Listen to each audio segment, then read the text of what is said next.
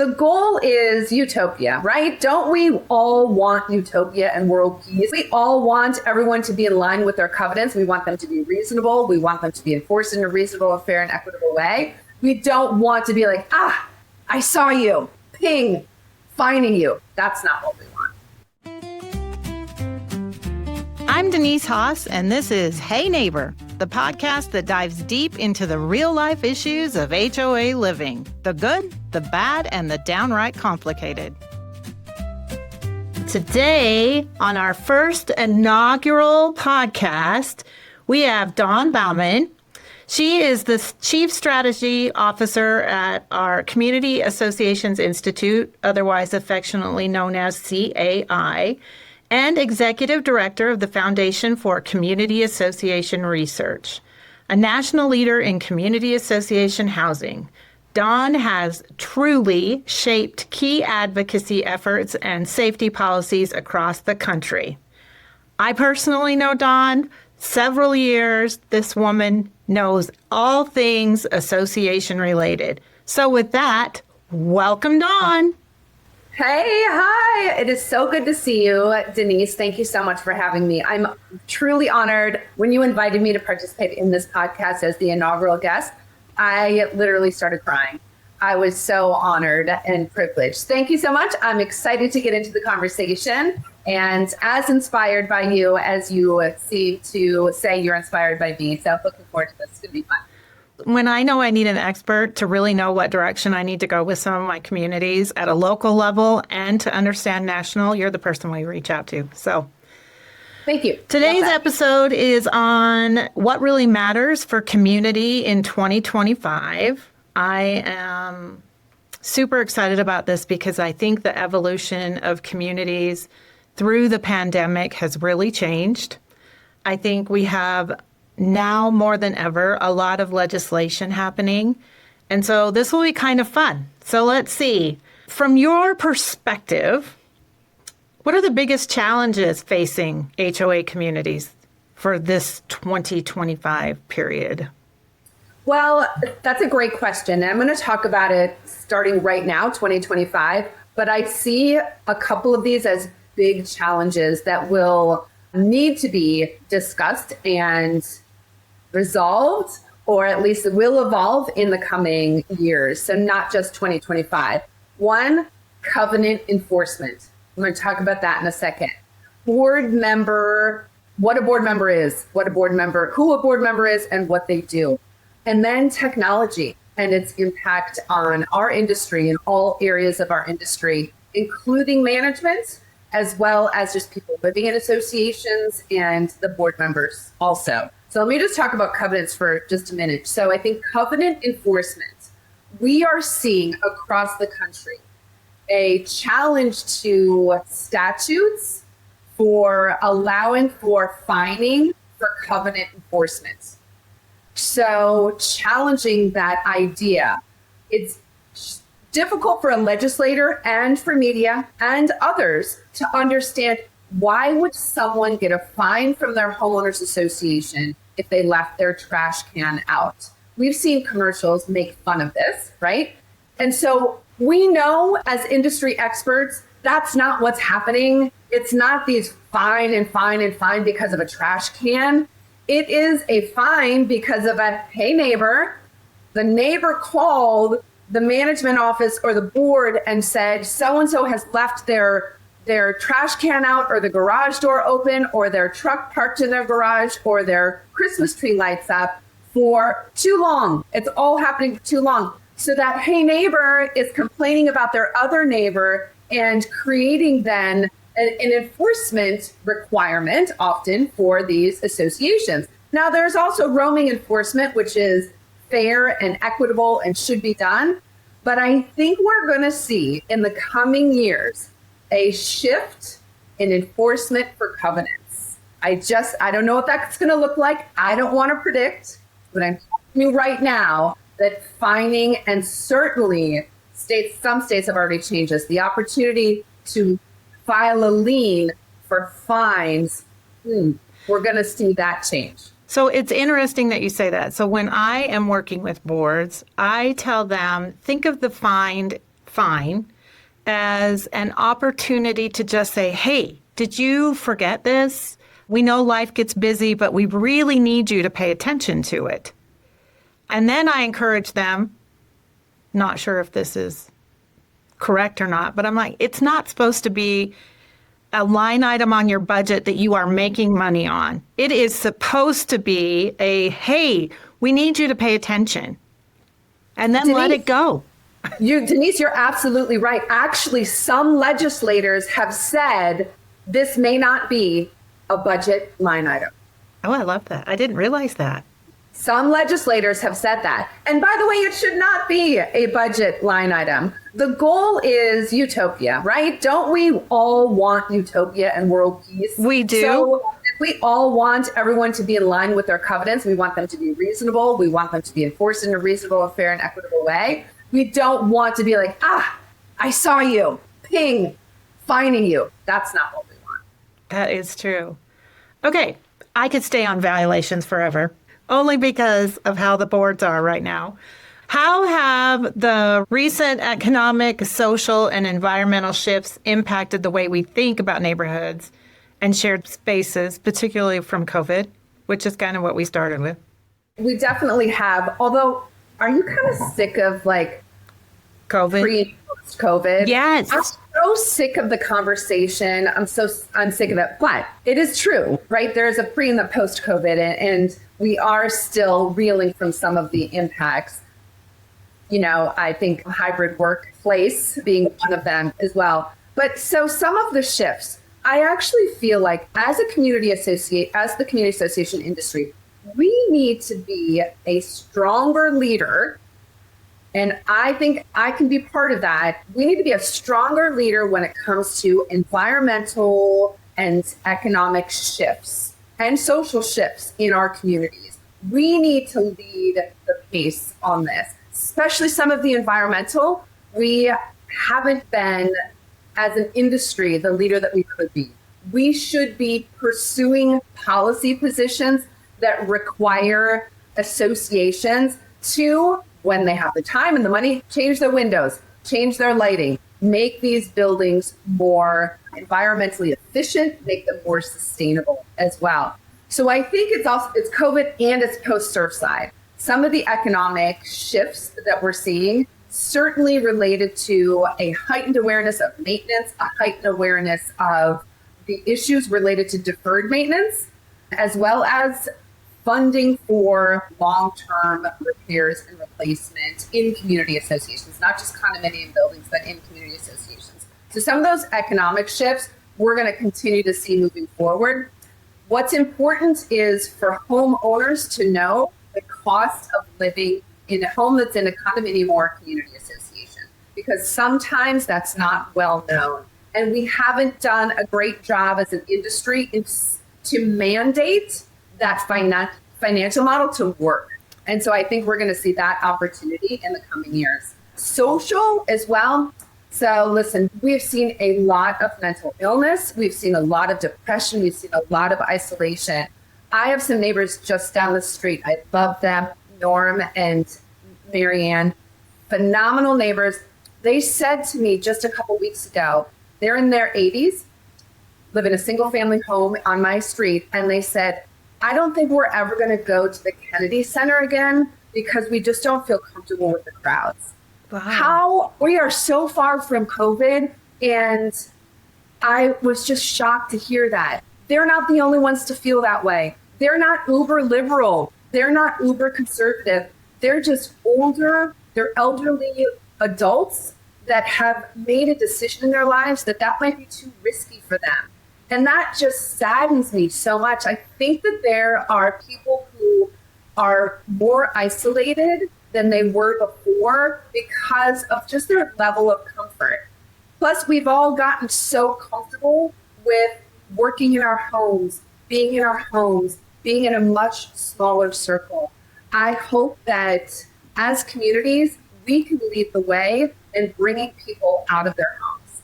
You know, as I was thinking through this podcast, I was thinking about as communities, we can have social clubs. Let's look at some of the active adult communities. We have a bunch of social clubs. We have a bunch of opportunities to get people out there, but it's more than that. It's also understanding people and understanding, like, everyone should maybe take these personality trait tests and then look at who they are and understand what type of other personalities are out there and how to approach them and how to work with them. It's not just good for the workplace, it's really good for communities as well.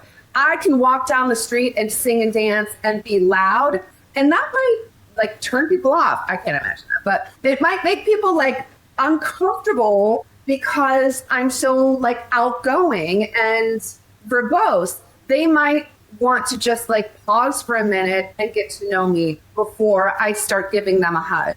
And so I think that's also going to be a piece that community associations can lead in is, hey, know your neighbor, know your neighbor, and think about their personality traits and what they may need as you approach them. It's interesting that you bring that up. It said in 2025, sociologists are calling it community recalibration, people seeking meaningful connections after years of digital overwhelm.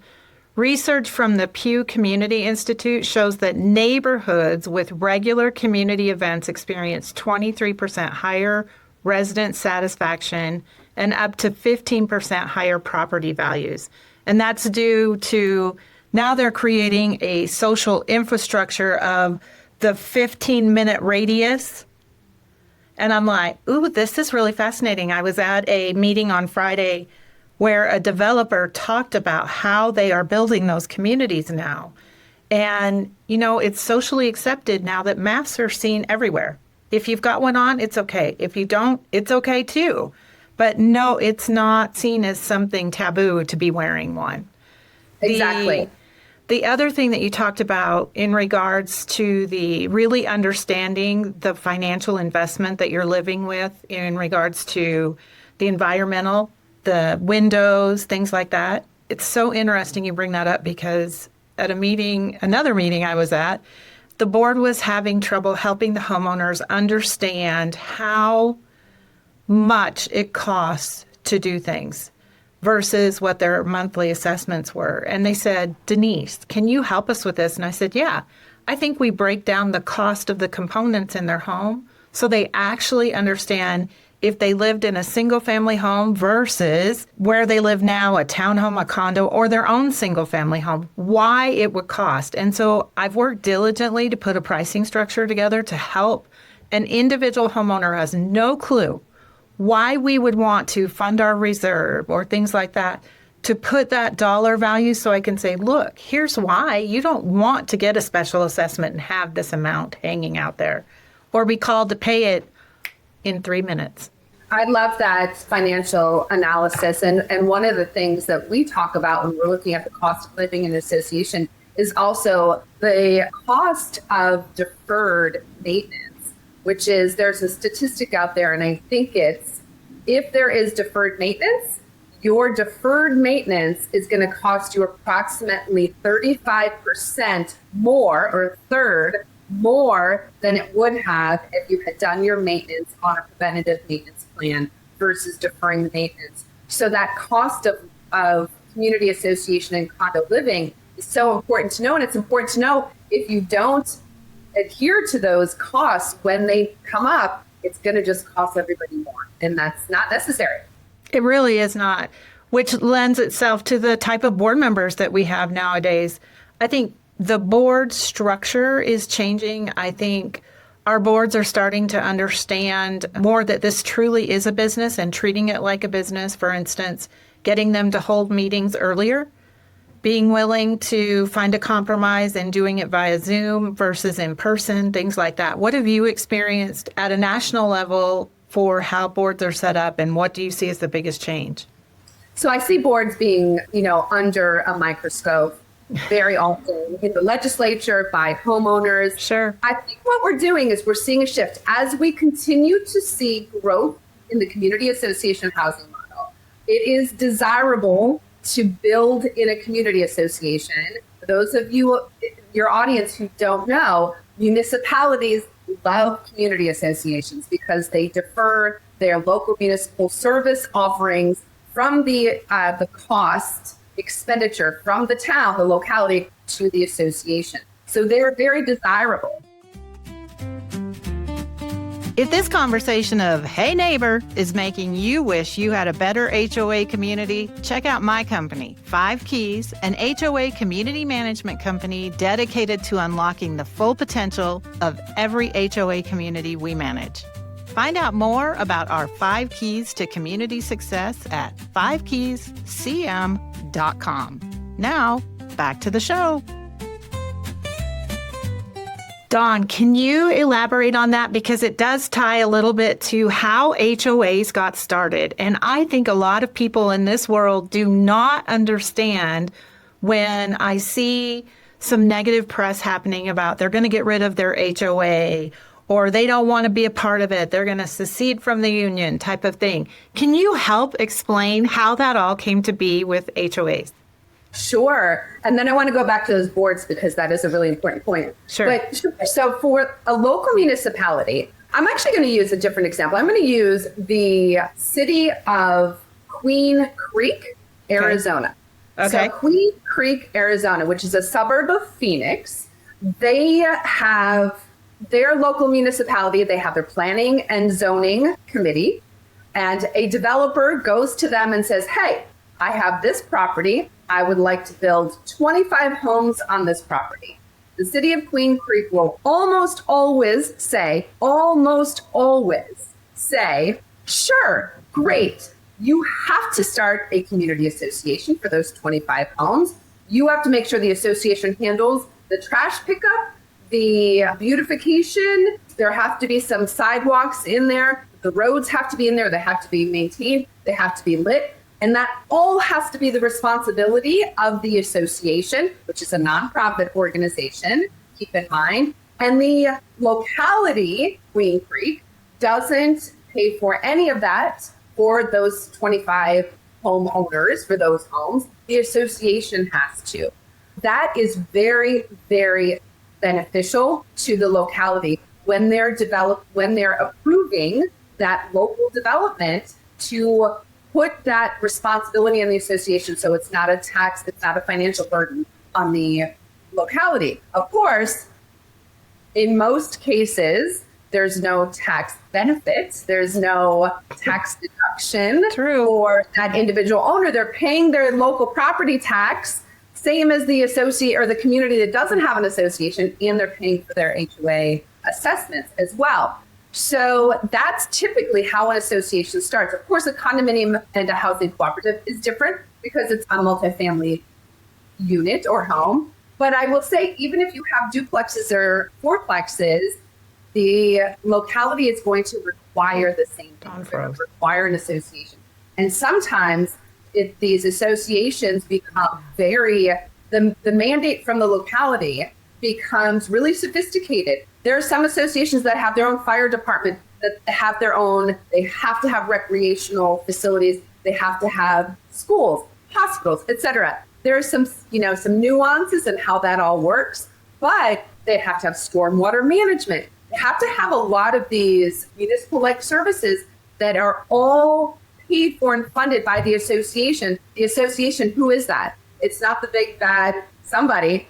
It's the individual owners in that community that contribute to the association fund. It's a nonprofit organization governed by a board of directors and all of volunteer board, individual homeowners, your neighbors, a neighbor, that are serving on that board. So it becomes then that homeowner association. Now, most states, almost every state in the union has a framework, a legal framework for how those community associations are organized, developed, and managed. So there's some structure, at least, on that front. Thank you for explaining that, because I know so many people out there have no idea how it really came to be and what the value it is that it brings. We can go back to the board now a little bit because I know that you didn't get to finish your thought there, but thanks for being willing to go sideways. Of course. I do want to just say about the boards. So board members there are millions of board members in the U.S. and serving their community associations. And most of them, they're all elected by their neighbors. Most of them are doing a great job, and they are doing it out of the goodness of their heart, and they're doing the best they can with the professional support of management and other business partners that serve them, that help them, whether it's accounting or insurance or attorneys. I think what we're seeing is that we're seeing an evolution of the dynamic of what that board member does. We used to have less sophisticated communities. We used to have less complicated laws. Now we have more complicated laws, more requirements, lots of complications, or not complications, lots of complex ideas and activities related to reserve funding, maintenance, those types of things that a lay person, an average volunteer, isn't going to have the skill and expertise to do. So then what do they need to do? This is almost like looking at a corporation that has expertise in each area. So that volunteer board member, the role of that board member is evolving to a true corporate board member that is going to rely on experts and expertise to handle all of the operations and governance of that community association. So it's a higher level that's working with professionals to make sure that community is thriving and is the best community it can be for those homeowners. We are seeing a shift in the need for reliance on more professionals as well as a higher level. We're not just talking about somebody who's walking around their community, knocking on people's doors and saying, you should take your trash can in. We're not that, although that maybe should be a first step, because individual board members do live in the community. And so being a neighbor in that community is going to be really important. And I think as we continue to see the evolution into that corporate level board member, we're going to continue to see a higher level of respect by neighbors for those board members instead of that board member, they keep like saying I did this. I think we're going to see less of that and more of an appreciation for the work these board members do. Boy, I sure hope so. That's been a long time in coming and well earned by several of them that I work with. If you could wave a magic wand that would fix one thing about associations and the industry as a whole, what would you wave? What would it be? The magic wand would wave over all of the homeowners and have them have an understanding of the financial model and the operational model of a homeowners association. That would be, in one stroke, 77 million people understanding how that community association works, its benefits, and how it works. Ooh, I agree with that. And my wand would be out there right with you. You just stated something. You can do it, by the way. We can do it. Heather, we can do that. We are working on a homeowner training model right now to do with homeowners, but we're going to start backwards. We're going to start with the real estate agent to better educate them.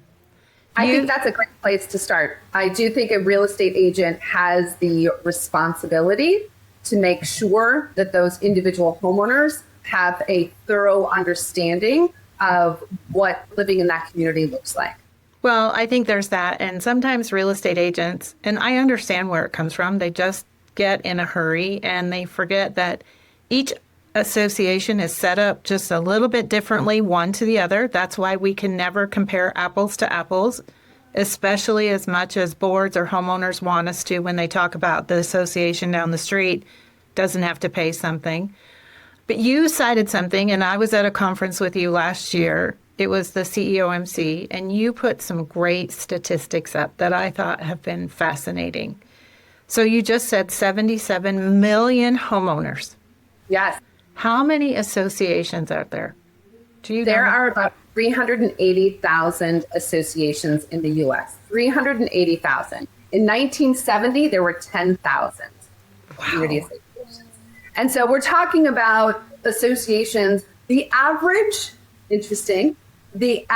number of homes or units in an association is about 140. So we think of you right there. You have Highland Ranch. Yeah. All over the country, there are these big, beautiful, amazing community associations with 1,500, 2,500, 5,000, 10,000 homes in them. And maybe some condominiums, some garden style, some townhomes. The average association is 140 units. units, and likely is a multi-family housing with like maybe a townhome. And the common elements are really only walkways, stairwells, and an entrance. So these big, beautiful, lavish community associations, they're phenomenal. And I love it when I have the pleasure and privilege to visit them. But that's not typical. A typical association is much smaller. And a typical association doesn't have all the amenities that some of these very large associations have. Fascinating. Thank you for sharing that. Well, another statistic, interestingly, about 45% of that 380,000 is condominium associations. And then the other about 50 plus percent homeowners association. And then there's less than 5% is a housing cooperative. And the condominiums can really be an affordable option for first-time home buyers, for retired individuals as well. So making sure that we have economic security in those buildings is going to lead to positive mental and physical health for those homeowners. I can't wait to see it. Do you feel like we're still building condos at the rate that we were 5-10 years ago? Well, data shows that we are not building condos at the same rate that we were 5-10 years ago. And I think that's for a couple of reasons.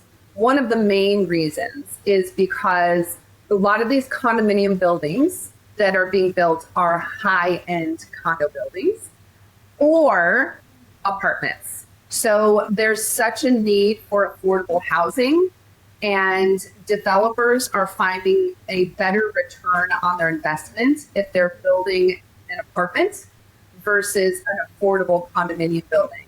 And if they build a condominium building, it's going to be high rise, it's going to be luxury, and it's not going to fill that affordable housing need. And so the return on investment, the math is there. The developers are just building apartments faster than they're building condominiums. So interesting you say that, because just, I think last Thursday or Friday, they were talking about, they gave a report of the vacancy rating, and now rental rates are going down and their apartments are not being filled. So it's very cyclical in our industry, be it if you're on the developer side, the association side, or some other side of the coin, but it is very cyclical. And I'll say, don't be fooled. I'm a little hesitant to even say this, but don't be fooled. Okay. That the reason that developers are not building condos is because of that return on investment. They're getting more money from the apartment investment. The developers, some will have you think it's because they are exposed to a warranty protection, level of warranty protection for those owners that is unattainable. That is incorrect. That is masking why some developers are developing apartments versus condominiums. I have heard that. Thank you for going into that. I wish we had more time, because I would have you go into that in a little more depth. It's a little risky. So it is a little risky. Okay. Leave it. Yeah. Well, I can't believe we've come to the end of our time. So I want to ask you in closing today, what excites you most about the future of community living? What excites me the most is we're here to stay. And we are here to stay as a form of housing. And again, I think the level of professionalism of board members and the level of technology that's available is going to lead the way to just even more satisfaction of people living in their communities, and the ability for us as an industry to continue to have such a very positive impact on the people living and working in community associations. Thank you. I cannot thank you enough for being on here today and teeing us up. Now I wish I had another half an hour, because you just started to scratch the surface for me. So we like to leave them hanging. We always like to leave them wanting a little more, right? But I will come back anytime you want. It's an honor to be here. I'll come back anytime. Oh, you're so sweet. Thank you again, Dawn. My pleasure. Thank you. So at the end of every podcast, we want to give you a good neighbor to neighbor tip in our Hey Neighbor podcast. So for today's tip, I wanted to talk about start a neighborhood mentorship program.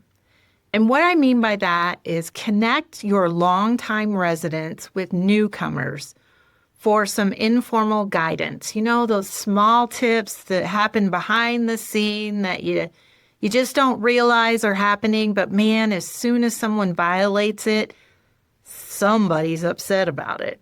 So with that, I want you to really think about how do you in your neighborhood connect those longtime residents to your newcomers and create that program that really helps create a neighbor-to-neighbor welcoming environment and builds community. So I wish you luck. We'll see you next time on Hey Neighbor. Thank you for joining us for this episode of Hey Neighbor. Subscribe wherever you get your podcasts for more insights on building better communities together.